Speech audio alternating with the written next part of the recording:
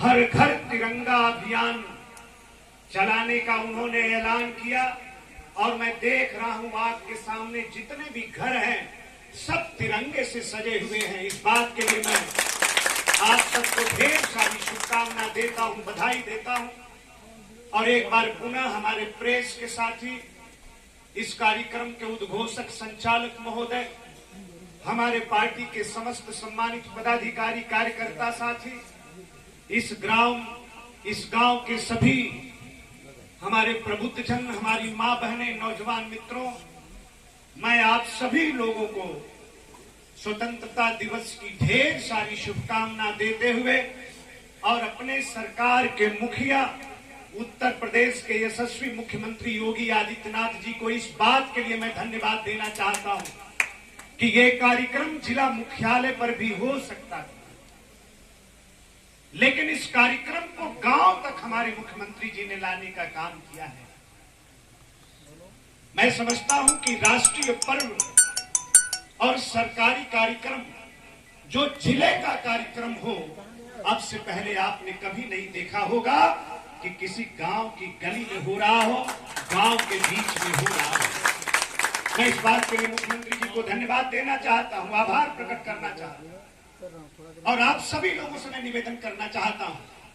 माननीय विधायक जी भी विराजमान हैं, अभी कई कार्यक्रमों से विधायक जी आ रहे हैं, इसके बाद भी कई कार्यक्रमों में जाना है, हमें भी कई कार्यक्रमों में जाना है। मैं बहुत कम समय में आपके बीच में बात रखना चाहता हूं। ये पूरा महीना ही, अगस्त माह ही पूरे क्रांति की भावनाओं से भरा हुआ है।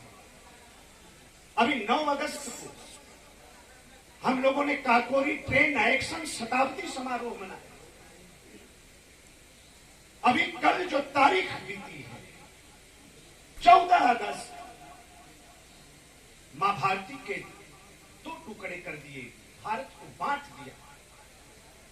ये वही तारीख है 14 अगस्त जो कल बीती है।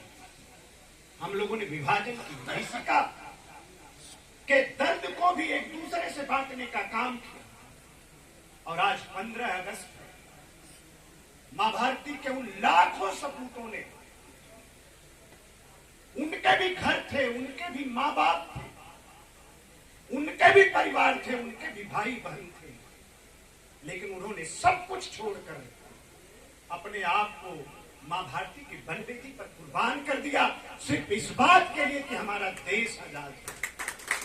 और आज हम उनकी कुर्बानियों के बदौलत आज हम 78वां स्वतंत्रता दिवस का ये समारोह मना रहे हैं। आज मैं सिर्फ एक बात कहना चाहता हूं आपसे। अभी सुबह पूज्य प्रधानमंत्री जी ने लाल किले की प्राचीर पर खड़ा होकर जो संबोधन वो कर रहे थे, देश को संबोधित कर रहे थे, तो उन्होंने जो सिद्धांतवाद देश को दिया है, मैं उसकी चर्चा आपसे करना चाहता हूं। जब देश के अंदर जंग आजादी चल रही थी, स्वतंत्रता का संग्राम चल रहा था,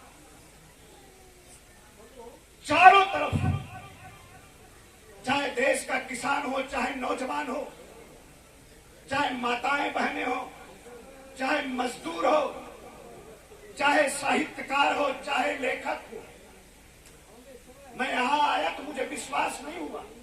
जब श्री राम यादव जी का गीत मैं सुन रहा था, मुझे नहीं लगा कि मैं जाऊंगा तो इनके भी गीत सुनने को आज मुझे अवसर मिलेगा।